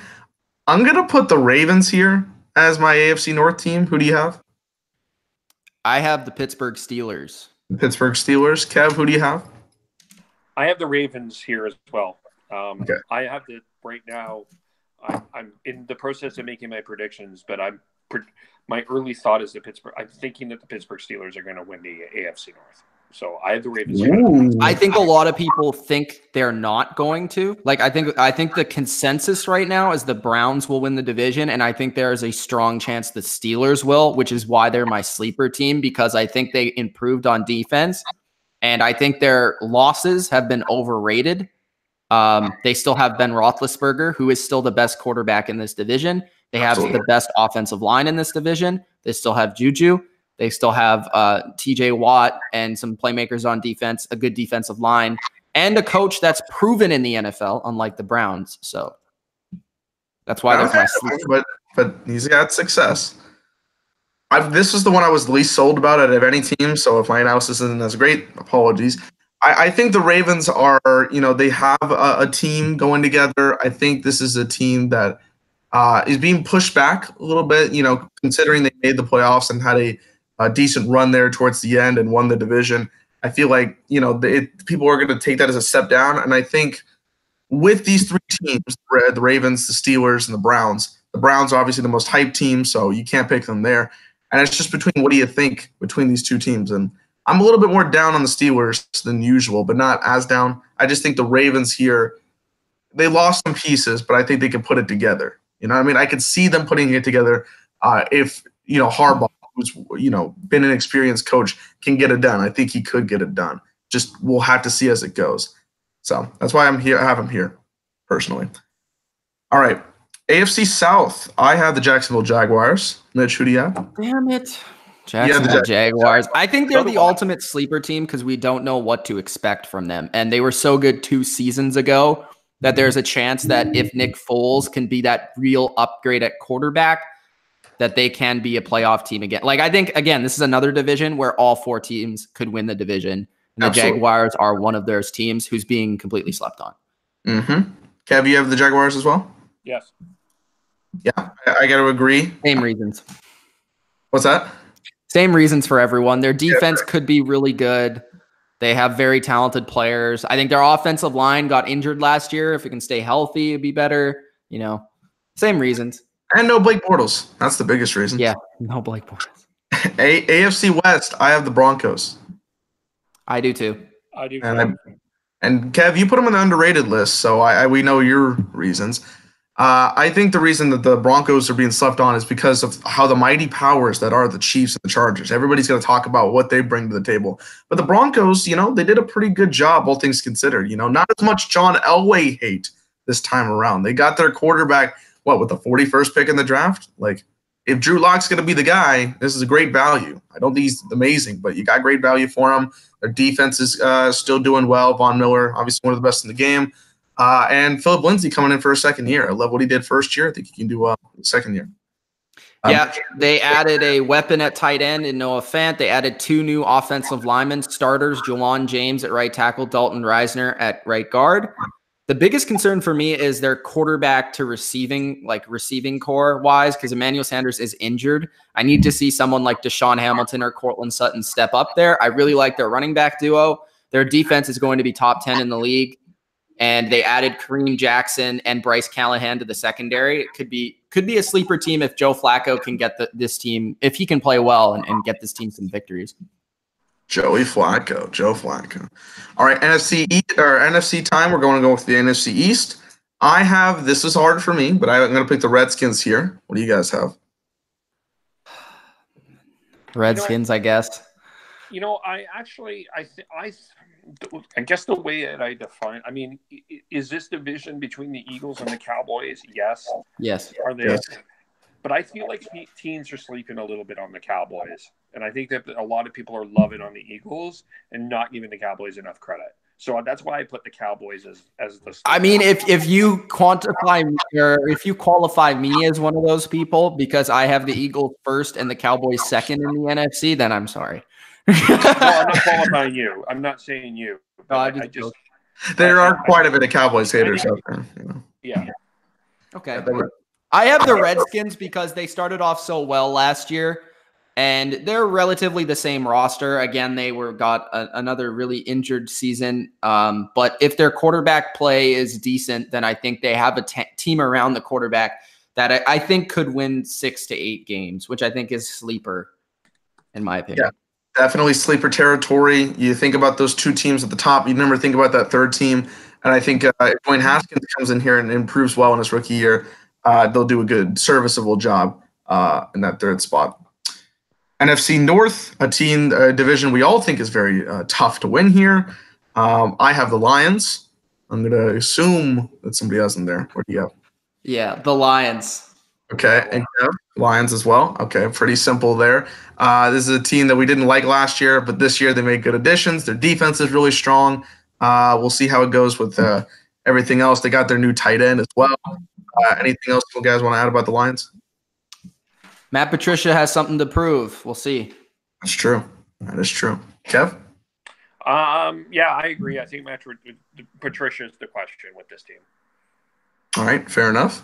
NFC South. This one's another tough one because of what teams we have here. I'm going Panthers. Mitch is going Panthers as reference to the Superman. Kev?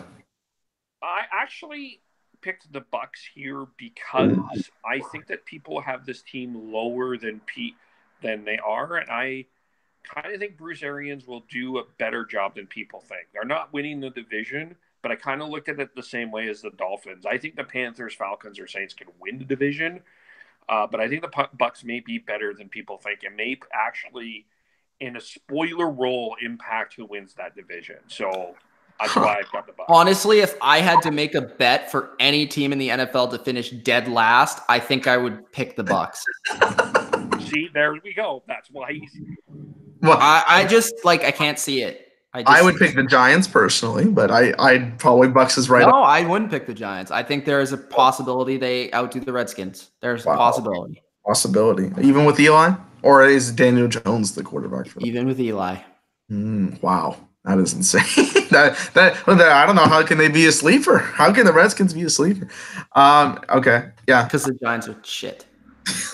I think it's the Panthers. I can see by Kevil's point to an extent, but I got the Panthers here. Basically what I mean, to me, it's tough to pick a sleeper in the South because I think you can make an argument for 3 teams to win that division.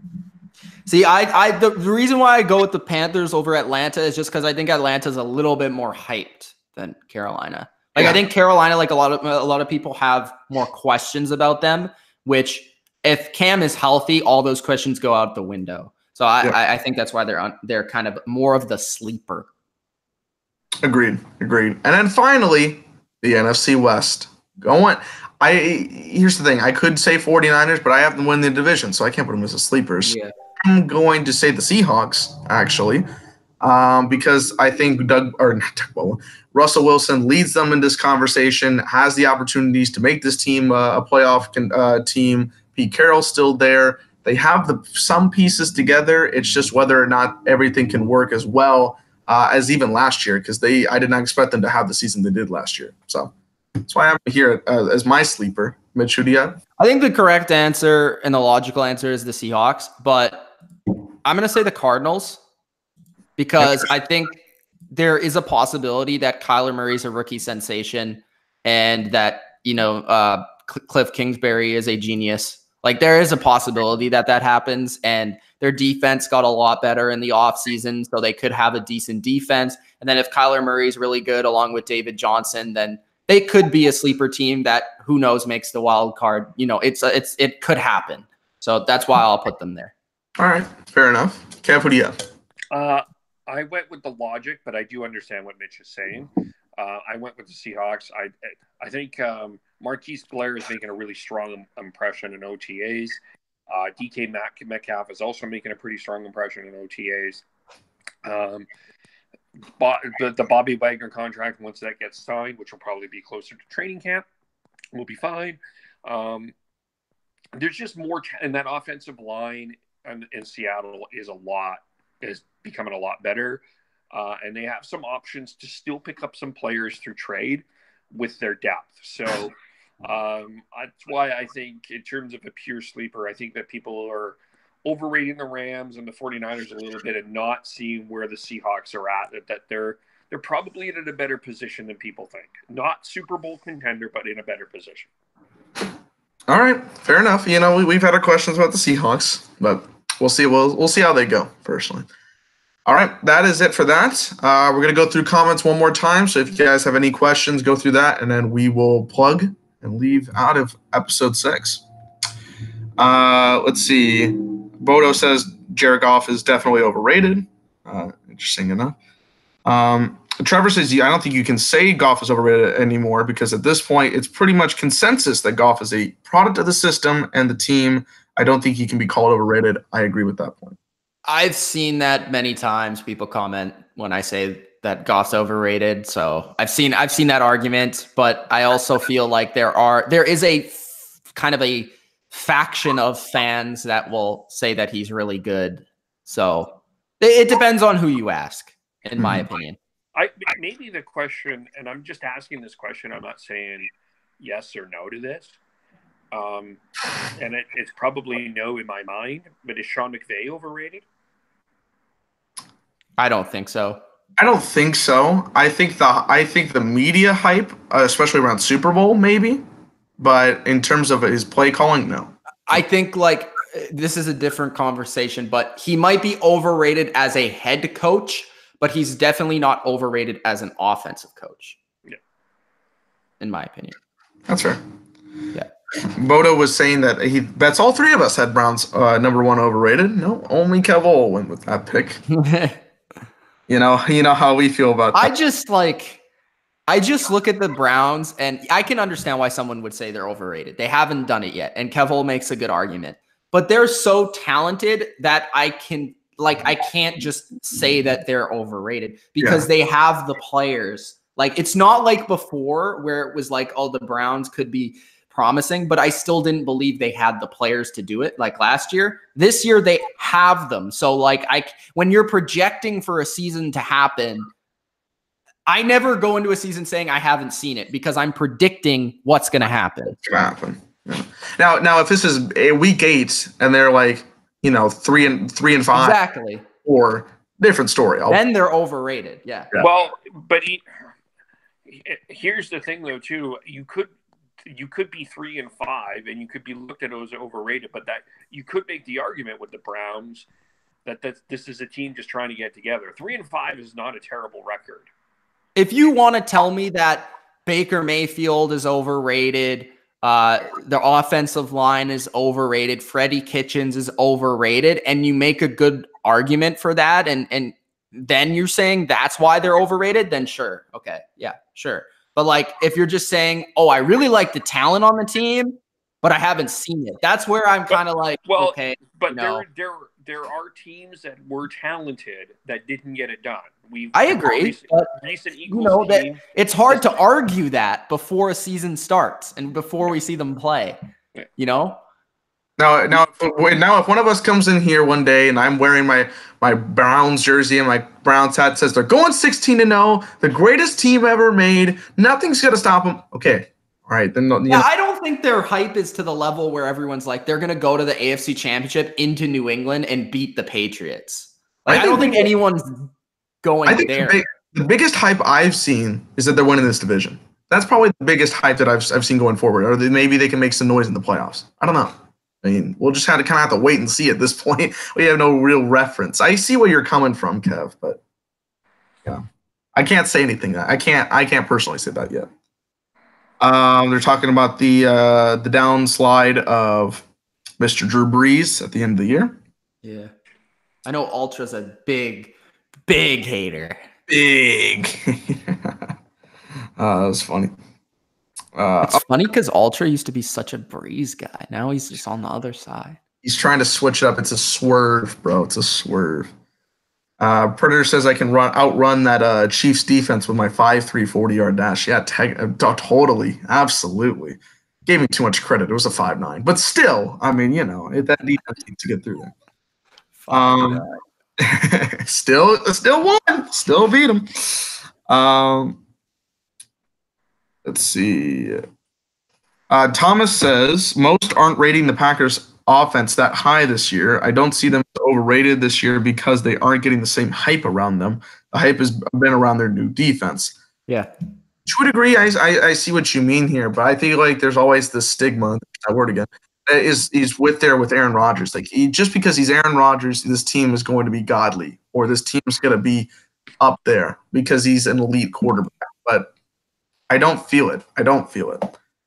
Maybe the hype around him is a little bit different, but with the new head coach, you're expecting something.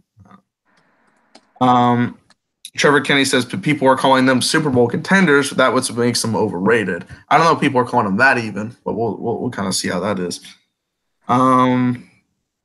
Let's see what we got here. Going from fourth place schedule to a first place one plus a much improved division is going to kill the Texans. Says Trevor. I don't know what their strength. I don't know. Is their strength of schedule the hardest this year? I don't know if that's true. I think the Raiders is. Raiders? Yeah, I think it is the Raiders. At the Texans, have you seen the Raiders schedule? Yeah, remember when we went over? Actually insane. Somebody asked us to do that. I think schedules are overrated, but still. Yeah. We went over it like in a schedule list and we're like, no, oh God. Are they gonna, how many games are they gonna win? Let's see. That's why the Raiders might be underrated going into next year. Just think about it. Oh, reverse psychology. Let's see what else we have here.